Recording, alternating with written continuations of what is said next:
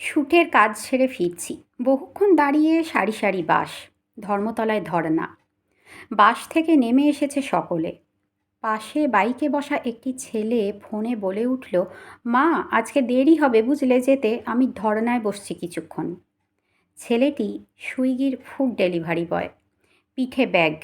এরপর দেখলাম বাইকটা রাস্তার ধারে রেখে পিঠের ব্যাগটা নামিয়ে ছেলেটি মিশে গেল ধর্নায়। দূর থেকে মনে হলো ফোনটা সুইচ অফ করলো সে। কয়েক ঘন্টার কাজ না করা তার জন্য অনেক। সম্ভবত ৮-১০টা ডেলিভারি করতে না পারা তার একবেলার উপোসের সমান।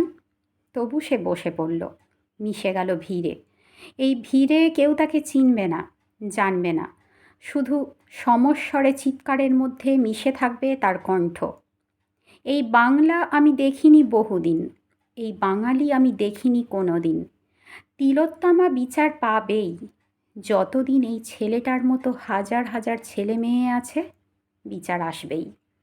সময়ের সাথে এরা জন্ম থেকেই লড়াই করছে, যে লড়াই এদের মজ্জাগত।